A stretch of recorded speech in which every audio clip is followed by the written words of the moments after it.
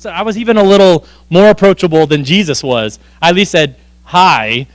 I was like, oh, hey there. And they're like, you want to come follow me? They're like, why? I'm like, just come follow me. And they're like, some of them walk away. Some of them are weird. They're like, on Facebook? Or is that you, George? That guy was funny. By the way, actually paying for the sweet tea afterwards, super awkward. Because he looked at me and he was like, I was like, I got out of there. It's awkward, man. So that's the first thing I noticed, just like psychologically. Jesus, that guy was brave, man. That's hard to do. He was just walking up to people, and he was like, hey, you want to come follow me? So my question was, why? What was happening in that time that the disciples were so willing to follow Jesus immediately? They're willing to quit their jobs. I asked those girls at Walmart if they wanted to follow me, but they were working. They can't follow me. I'm working. I'm doing something. So why is it? I looked it up, and I just, in case any of you guys are, ancient, Jew historians that everything about the Jewish culture from way back in the day. I may get some of this wrong, but I'm gonna get it close contextually. So back in that day, this is how it would work. All the boys, when they hit around 5 years old, they would go to school. And they would have from the time they're like 5 till about let's say 8. And they would have to learn like Genesis, Exodus, and Leviticus and Numbers by heart. They have to learn like word for word. And they have to know exactly what it means, the context behind it. These are little kids. When we're learning ABCs, they're memorizing the Word of God. And they have like 3 years to do it. This is all the boys. And then after that, they have this big testing process where they have to go through the process, and all the 8-year-olds, they have to go to the teachers in the synagogue, and they're all going to be tested. And if they get anything wrong, even a little bit, automatically, boom, they're out. They now have to go home, and what do? They join their family trade, whatever it is. And maybe they're fishermen. These guys are fishermen. Maybe they are carpenters. Maybe they're blacksmen. That's not what it's called. Blacksmith. You get it. They go back to their family trade. But the guys that are good enough to make it through that level, they go to the next level. This is like the 9-year-olds to like the 13-year-old, whenever their like bar mitzvah is when they turn into a man. And so then they have like the next like 5 or 6 whole books of the Bible to memorize and to have perfect in their brain, and not just memorize it. That this is the time when they're having to really get into the philosophy of it, the theology of it. They have to start being incredibly smart. And these kids who made it this level, they're already best of the best. And so then they go through a whole nother testing process, and only the very, very best of them make it through that testing process. The rest of them, what do? They go back home and they go and do their trade, and with their family. Then they have another however many years, 12 or 13 to about 17 or 18. And they memorize everything up till Micah.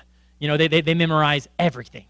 And they have to have it all perfect in their head. So these kids, these were the very best of the best of the best. They were already, as teenagers, known in the land. They were probably kind of, snooty because they were really smart, and they had already passed the 2 levels. And these are kids that are getting like the best scholarships, and they know they're smart, and they go through a whole nother testing process once they finish that educational training.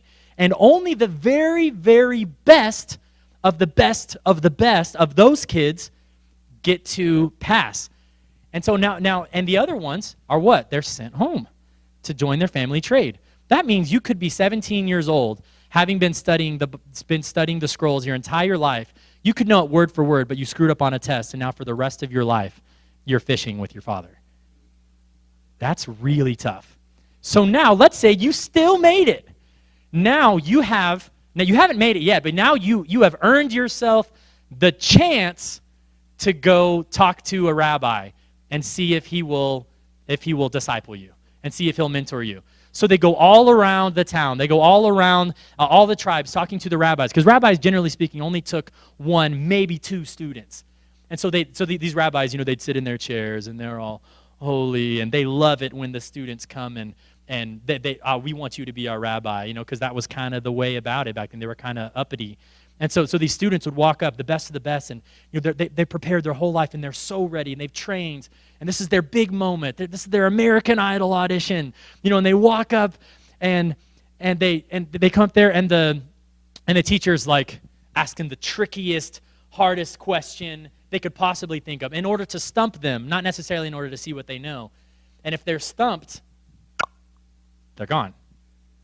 And then word kind of gets around, that guy didn't take them. We're not going to take them either, because that would be embarrassing, because then we're lower than that rabbi. And now that kid, because they've studied their whole life, they've even made it through the last level, and they still have to go home back to the family trade. You could imagine the sorrow and the disappointment and the shame you would feel. And all of these families, and back in that time where the only government that you have is based around the religion. The only hopes, the only schooling that you have. So when these parents, they have kids, they see they're smart, they're giving them their lunch pack, and they're sending them to the synagogue. Do the very best you can, Isaac, and go out there and you really got to learn hard, because one day you can do it. You can bring our family honor by becoming, by getting an apprenticeship and becoming a rabbi. You can be worth it. You can really do it. You don't have to be a fisherman like me and your brothers and your cousins. You're really different. You can make it. And these first kids, these 8-year-olds, they go home downcast. And they have to walk home. Imagine walking home after that day. And their whole family is there. And they walk in and they come and they start crying. They're weeping. Why? They didn't just let down themselves. Their future is not only changed forever doing a trivial job. They've just let down their family and probably their tribe. Maybe they could only afford to get one kid to go to the synagogue every single day. Or maybe they made it past that 8-year-old stage, and they're in the second stage. Oh, no, we have so much hope. Then they come home when they're 13. Now they're a man. They're coming for their bar mitzvah. I didn't pass. I'm so sorry. That's okay, son. Here, grab this net. We'll go catch some fish. And maybe they make it till they're 17. Same thing. Maybe they pass it, and everyone knows this kid's the smartest around, and maybe he is. And he gets a crappy little rabbi who tricks him, and the rabbi tells everyone else, don't take that kid because he wasn't good enough for me, and the rabbis don't want to take him. Is that not a good word to say on the pulpit? I am so sorry. I'm so sorry. You have a stinky little rabbi and a poopy little rabbi. Yeah, no, I'm sorry. I'm sorry, guys. I told you, I'm not a preacher. Yeah, exactly. Put you guys into perspective of how angry they were. Yeah. So even those best kids, they made it through that last round. They go to the rabbi, they get stumped. Probably the whole tribe is so excited for this kid to come home. They got this big party ready because they know he's going to get it. He walks home. He just, clings on to his father. I'm so sorry. I'm so sorry I let you down. I'm so sorry I'm not worth it. I'm so sorry I wasn't good enough. I messed up. I thought I knew all the questions they were going to ask me to stump me, and I messed up. I'm so sorry. I'm so sorry. Please forgive me, Father. Best case scenario, his father's disappointed, but he says, that's okay. That's all right. He's got a tear in his eye. That's all right. Come on, I'll show you how to be a shepherd. Worst case scenario, this kid is rejected by his family altogether. I mean, we know how the Israelites were back in that day. This wasn't a great group of people. Rejected by his family. Why do you think that Jesus told the story of the prodigal son? It wasn't because that wasn't a random occurrence if they understood it. That must have been something that was common. That related to that group of people. These things happen. They might run away. He feels rejected. Why? Because he messed up and he wasn't good enough. Then, one day, as Jesus, who was Jesus? So what do we know about Jesus? We know that he was the Son of God. He's never made a mistake in his life. He also has supernatural inspiration from God. It's kind of got the leg up on all the other boys in town, I would say. What do we know about his schooling? The only thing we know about his schooling is that by the time he was 12, he spent time in the synagogue, and what happened? Anybody know? He was they shocked them, it said in some versions. They were impressed by the questions he was asking them. Okay, so if we know, imagine like the only thing I can see to compare it to, you guys know when like we had not Malik Monk, or whatever, the Monk kid who was the basketball player came through this area. He was like the number one pick to go out, and he was in Bentonville High School, and everyone knew this kid. Everyone in the entire Northwest Arkansas, millions of people knew about this kid, and everyone was furious that he went to Kentucky instead of Arkansas. Because he was the best Arkansas basketball player that's come out of high school since literally no one. And so everyone knew about that kid. Why? Because everyone around here, we like basketball. We entertain ourselves with the gossip of it, and we think it's fun, and we notice people who are extraordinary. And that's just basketball. Back then, they only had one thing to judge people and their standards by: their knowledge of the scrolls. Now, Jesus, he went into that synagogue, blew them away. You can believe that these guys were going around, hey, did y'all hear about that 12-year-old kid that made, Father Jeremiah look silly because he was asking him questions even he couldn't answer? This dude was popular. And we know that he never messed up and he did everything the right way. So what did he do next? He went on to the next level of schooling. We know that he made it. We know that. Why? Because he was a rabbi. They automatically called him a rabbi. So what's that mean? That means he went to a rabbi, he got one, he did the apprenticeship, he became a rabbi, and then we also know he was a carpenter as well. So what that means is that in this town, unlike what we may perceive, the way I see it, Jesus was probably a pretty popular guy. One way or the other. People knew about him. They knew that, regardless of what they thought about him, they knew he was very knowledgeable in the scrolls. And he had far surpassed any other student that had probably gone through that synagogue. So this guy, Jesus, one day was walking along the beach, a rabbi just walking along the beach. He walks up to two guys, Peter and Andrew. Peter and Andrew are fishing. What does that mean? They weren't good enough. They had gone through the process, and we don't know at which level they had failed, but they failed. They had tried, they had failed, they had come home to their family, disappointed their tribe, and then picked up the family trade just to make ends meet. Jesus, this very popular rabbi, for the first time in history, a rabbi walked along the beach. He went to two kids that weren't good enough, and when Jesus said, hey, when they looked, they probably knew, oh, that's Jesus. Why is he calling her name? They looked over, and Jesus said, for the first time in history, a rabbi called out to students that were unqualified, and he said, hey, you guys want to follow me? They threw their nets down. They probably jumped out of their boat and swam to shore. They probably, me? The best rabbi that's come out of Bethlehem? Like, Jesus? You want me to follow you? Oh my gosh, yeah, for sure. They said immediately they dropped their nets. They didn't think about it. They didn't ask why. They weren't like, where are you going? What are you going to do? Jesus didn't have to give them the sales pitch. He said, come follow me. And they were like, yes, of course I'll follow you.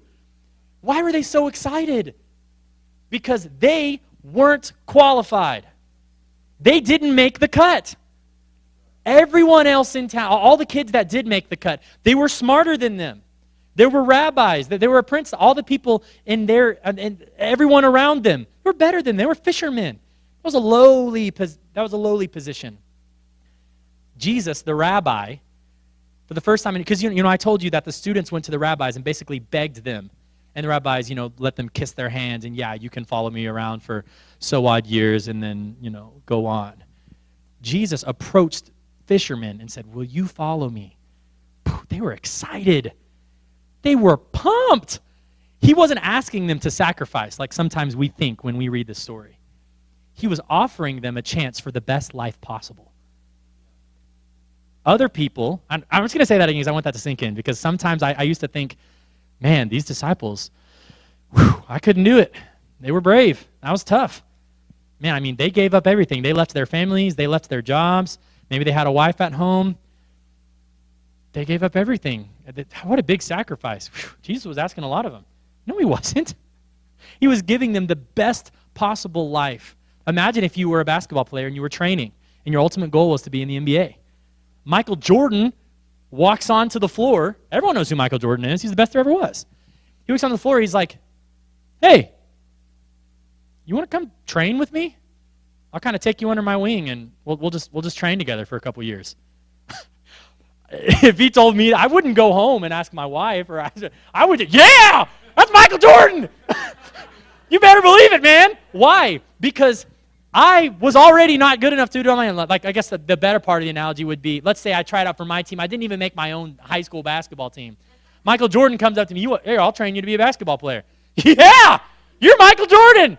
Of course. I wouldn't even think about it because I wasn't qualified, and he passed over the kids that were probably more qualified because for whatever reason, from the very beginning, we notice that Jesus didn't select the kids that were perceived to be more qualified, that were good enough in the eyes of man.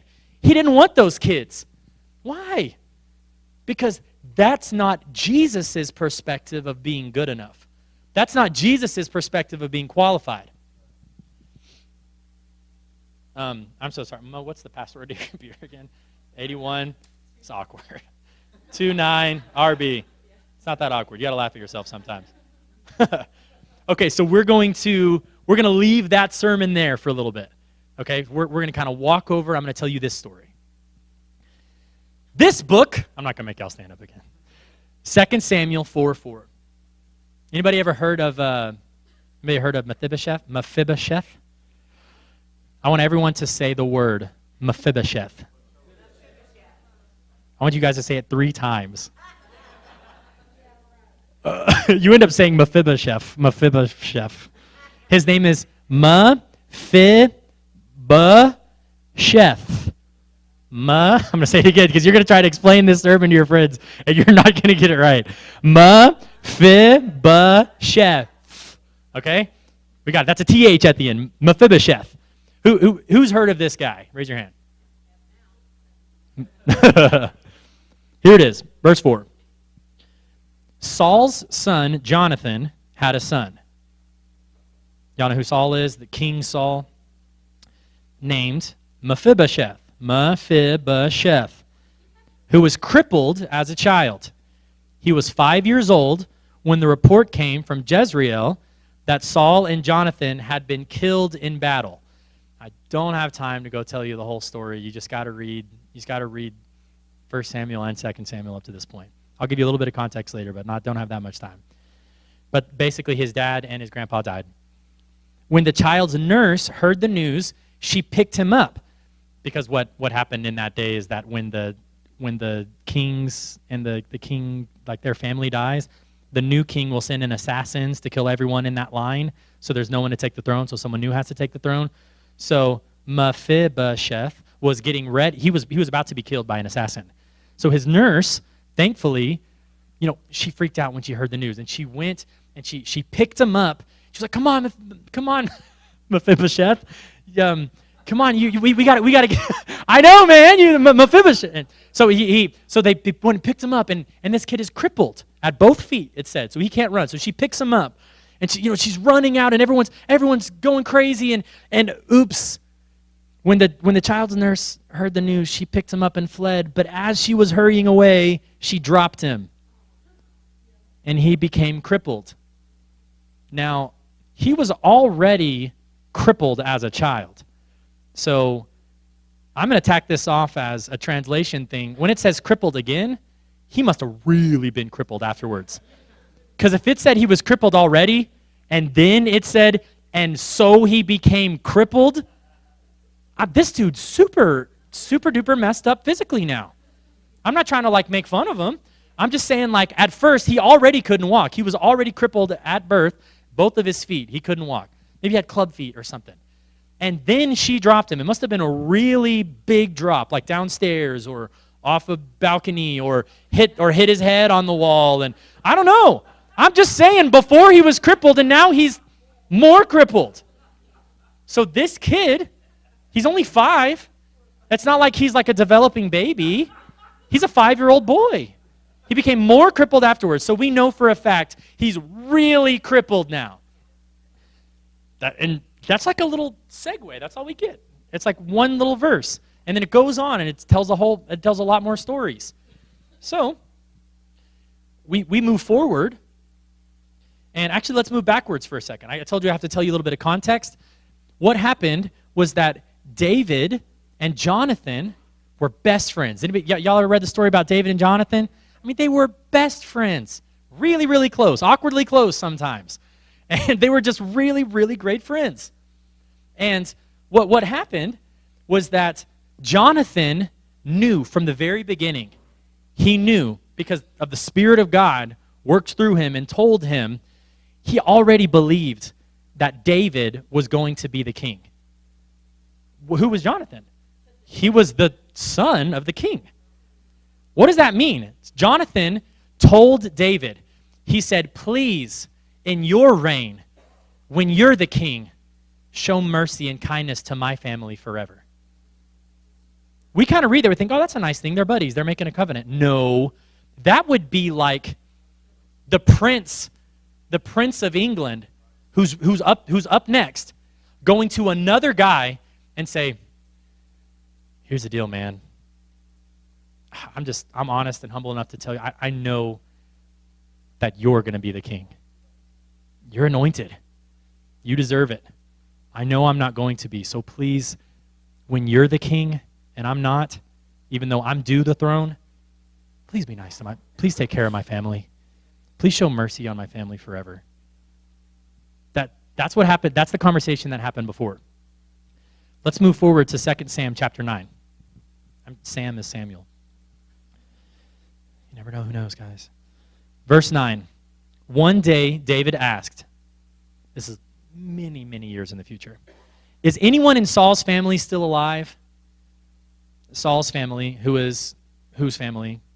Jonathan's family. Is anyone in Saul's family still alive? Anyone to whom I can show kindness for Jonathan's sake? Why? Because he made a promise, and he's gonna keep his word. He summoned a man named Ziba. That's a great name. Who had been one of Saul's servants. Are you Ziba? The king asked. Yes, sir, I am, Ziba replied. The king then asked him, is anyone still alive from Saul's family? If so, I want to show God's kindness to them. Ziba replied, yes, one of Jonathan's sons is still alive. He is crippled in both feet. Where is he? The king asked. In Lo-Debar. Little side note, Lo-Debar, that city name, literally means like the city of nothing, the city of destitute in some versions. This is the place, Lo-Debar, when I studied it, this is the place that crippled people went to live in community together, that all kinds of people went, that they didn't cut it in the regular city and they were outcast. They all went to Lo-Debar and they lived as scum on the earth. In Lo-Debar, he's out there in that place where the desolate people live. Ziba told him, at the home of Machir, son of Amiel. So David sent for him and brought him from Machir's house. His name was Mephibosheth. He was Jonathan's son and Saul's grandson. When he came to David, Mephibosheth, he bowed low to the ground in deep respect. David said, what's up, my boy Mephibosheth? That's the Hoover International version. It's a funny joke I always say. Anyway, don't be afraid, David said. I intend to show kindness to you because of the promise I made to your father, Jonathan. I'll give you all the property that once belonged to your grandfather Saul. Whoa. Grandfather Saul was the king. All the property he had, you guys know Saul was like super rich and the king. That was a big offering. And you will eat here with me at the king's table. Woo. Hey, that makes me excited, y'all. If some of y'all are like already connecting it's so great. Mephibosheth bowed respectfully and exclaimed, who is your servant? Who am I? Why are you giving me these things? You're going to show me kindness that you should show such kindness to a dead dog like me? Anybody else ever been there? Anyone else ever try to approach the king or God? You feel like God's giving you grace and you just think to yourself, who am I that I should receive your grace? I'm a dog. I'm dead to this world. All the things I've done, I'm not qualified. Then the king summoned Saul's servant Ziba and said, I have given your master's grandson everything that belonged to Saul and his family. You and your sons and servants are to farm the lands for him. Amen. You ain't got to do his own work. To produce food for your master's household. But Mephibosheth, your master's grandson, this is all the stuff you're going to give to him. But specifically him, he's going to eat at my table. Ziba had 15 sons. Okay.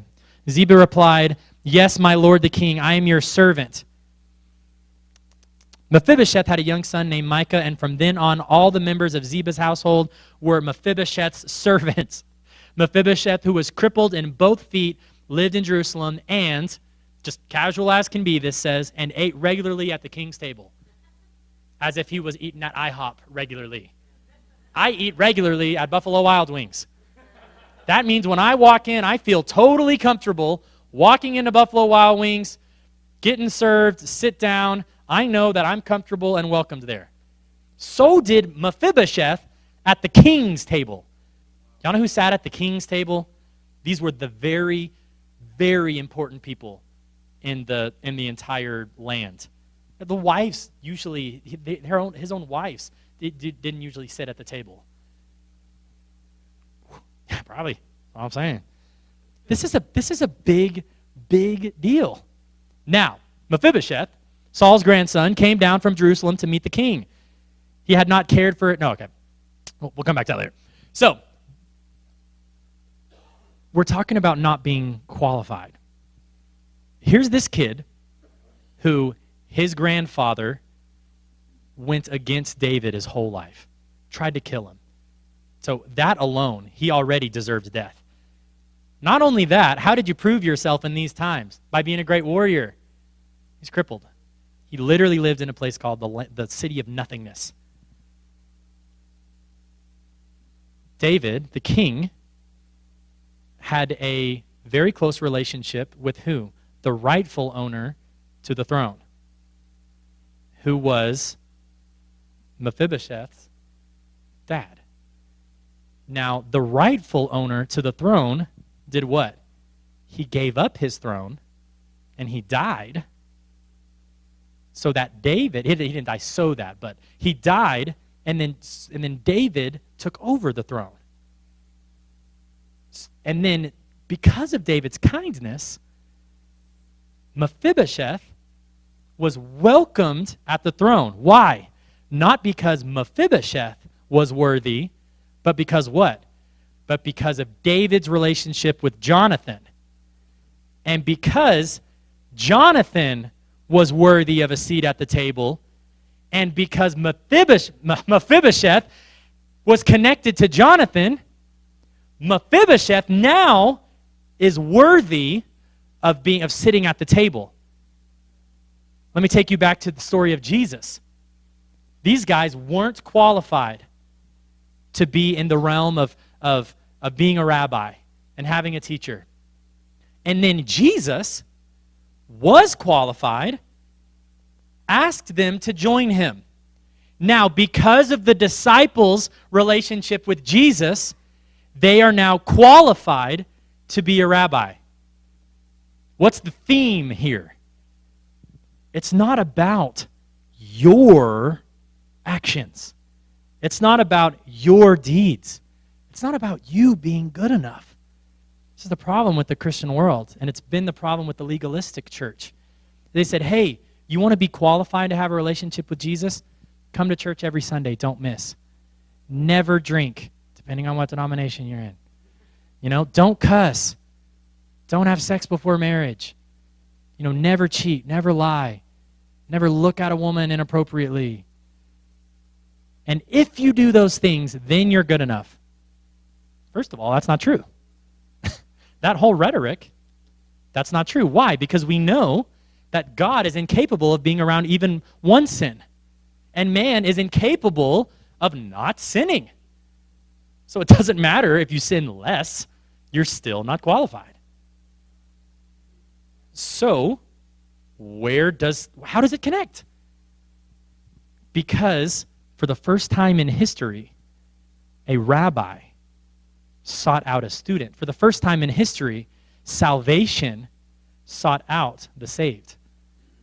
For the first time in history, the healer sought out the one being healed. You know how it works with doctors? What happens? You get sick, and then what? You go to the doctor, and the doctor helps you. First time in history, the doctor sought out the sick. This is cool, y'all. This is exciting. This was more than just come follow me, okay. This was more than just some random snippet in the Old Testament. This was a foreshadowing of what was to come later on. Who was Mephibosheth?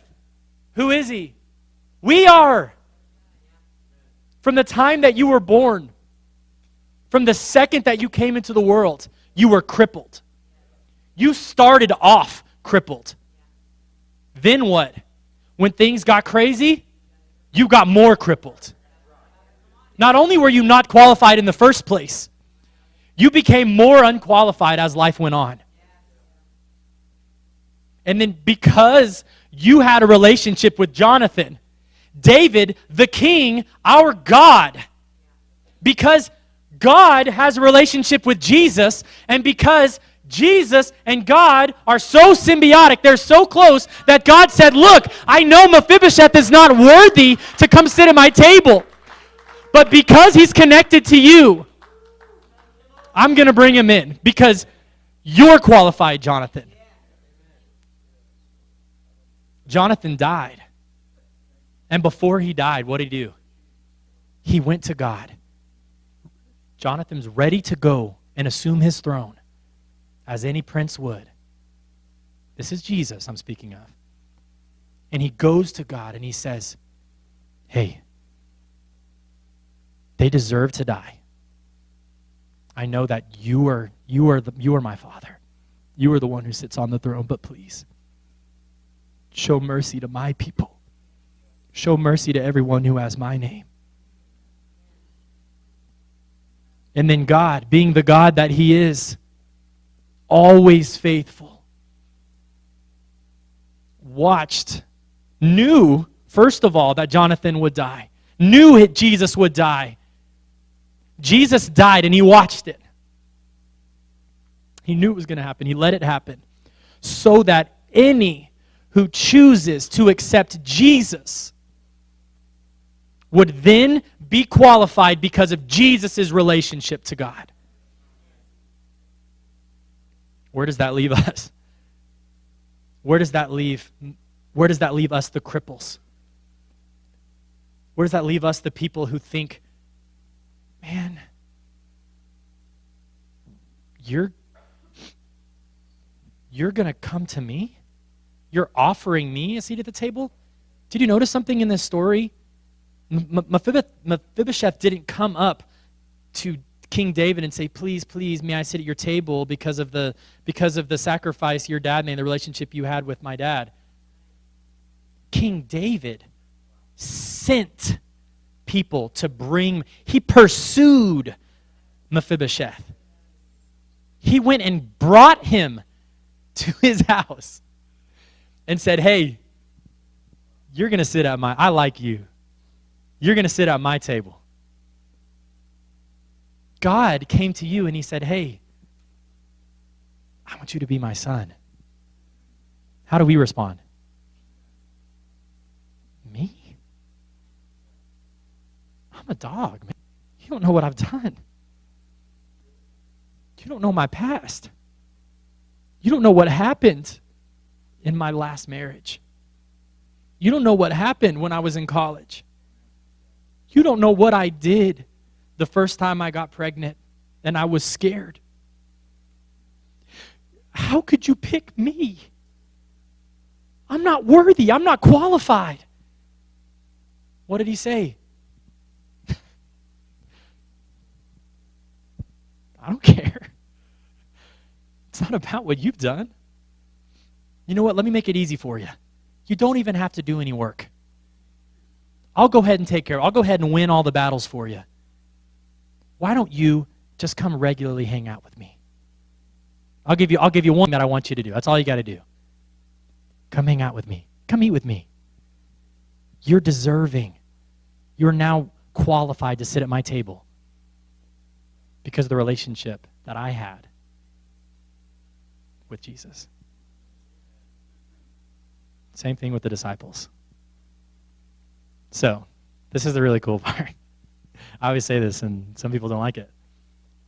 When people say, man, I just don't feel like I'm good enough, what's the response? No, you are. You're good. Just don't feel like I'm qualified. Yeah, you are. Yeah, you've been so good. You've been faithful. You've been kind. You've done this. You've done this. Here's what I'm here to proclaim to you. You are not good enough. You are not qualified on your own. There is nothing you can do, good or bad, to change the perspective that God has for you because of the relationship God has with Jesus. So there is but one factor, and that is the qualifier. So you're not qualified unless you have a qualifier in which you are qualified. There's two groups of people in this world. Those who have a qualifier, whose name is Jesus, and those who do not. Jesus came to the earth and made it very easy. Go tell people that I can qualify them. The old way is not working. I'm their qualifier. Go tell them. Because if they accept me, it doesn't matter what they've done, they're in. That's cool. That's really, really cool. So, this is what I'm here to tell you. You're here this morning. You're crippled. You're hurting bad. You're living in a place called Lodabar, spiritually in your life. You're living in a place where you feel like you're nothing. Your purpose is nothing. Your potential is nothing. You're currently, not just in your past, but right now, you're really screwing up in sin. And God didn't bring this group by chance. You're screwing up and you know it. You're intentionally going against God. You're crippled. God right now is sending you through his Holy Spirit, pursuing you, bringing you in. And this is his message for you right now. You are qualified. Come eat with me. Because of all you have to do is have a relationship with my son. All you got to do is eat with me. You know what the Bible didn't say? That Mephibosheth got healed after he was eating at the table with the king. What does that mean? You're still going to be a screw up. You're still going to mess up. And he still wants you to come regularly to his table. And you're still qualified, even though you're still crippled.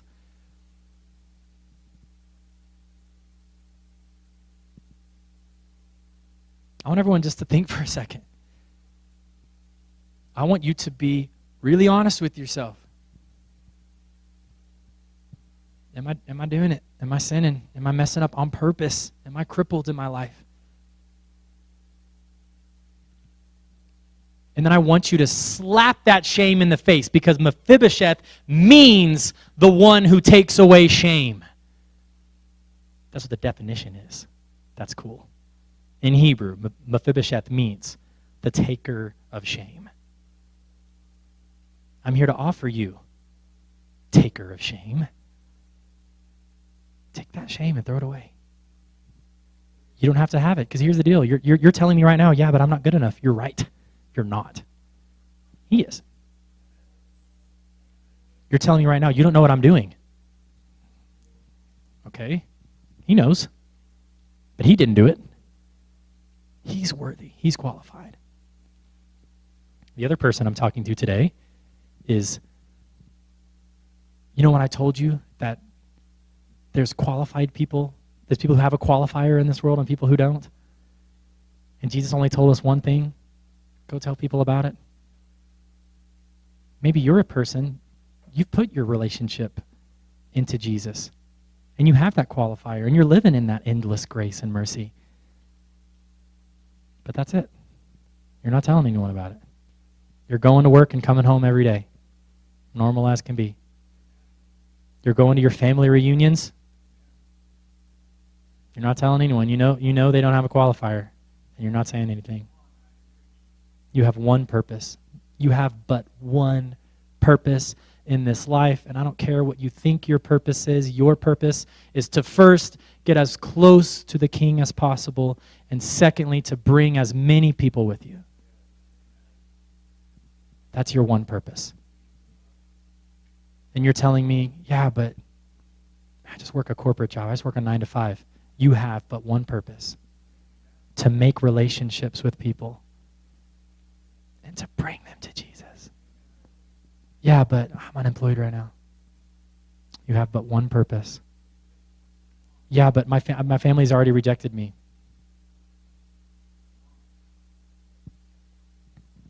These are the people I'm talking to today. Over here, we're going to have a section. I'm going to ask you guys to be bold. I'm going to ask you guys to be brave. Wasn't as smooth as I wanted it to be. Sorry. Nathaniel, would you come to the piano, please? I know pastors are always really good at that. For now, I'm just going to do Nathaniel. I'm so sorry. That seemed kind of awkward. But I want everyone on the worship team to be able to participate as well. Over here, you don't feel like you're qualified. And because of that, because of your shame, you refuse to accept a relationship with Jesus. But you want to. Really deep down, you want to be sold out, but there's just something you're holding on to. I'm here to tell you, just come eat at his table. Let him take care of the rest. Just come up here. Give it a try. Give it a shot. Also, the people over here, you already have a relationship with Jesus, but you're trying to fight that battle. You're trying to fight you being crippled on your own. Don't got to do that. You don't got to fight that sin. All you have to do is come hang out with God. Come eat at my table. What did Jesus say? He said, anyone who remains in me and I in him will have good fruit. And the bad fruit will fall off. And new stuff will grow. He said, anyone who comes and just hangs out with me, hangs out at my table, will be new. The old things will go away and the new things will come. You know what he didn't say? Get your life right, and then you can come remain in me. Get your life right, and then come be new. First, you just come eat at the table because the doors are open. Then he's going to take care of your sin. That's what's going to happen on this side. On this side, you're like, man, that was good preaching, but it wasn't for me. That's okay. Everyone else, by the way, everyone can go over there. Everyone else, you know your purpose. You know you're solid in your relationship with God. But you're also stagnant. Every day, go to work, come home. Hang out with my family, go to work, come home. Go to church, go to work, come home. Yeah, but I'm a greeter at the church. How will I play the guitar at the church? How will I do this? It's not what Jesus asked. He didn't ask you to be religious. He asked you to just tell people about him. You want to get better at it. You want to make a decision this morning, I will be better at it. Come on. I'm not going to ask y'all to close your eyes. I want you to be bold. Everyone stand up. Come over here if you want to be better at sharing the gospel. Come over here. You need to renew some stuff, and you want to get new. There's some stuff in your life you know you've been doing wrong. You want to change it. Come on, come on.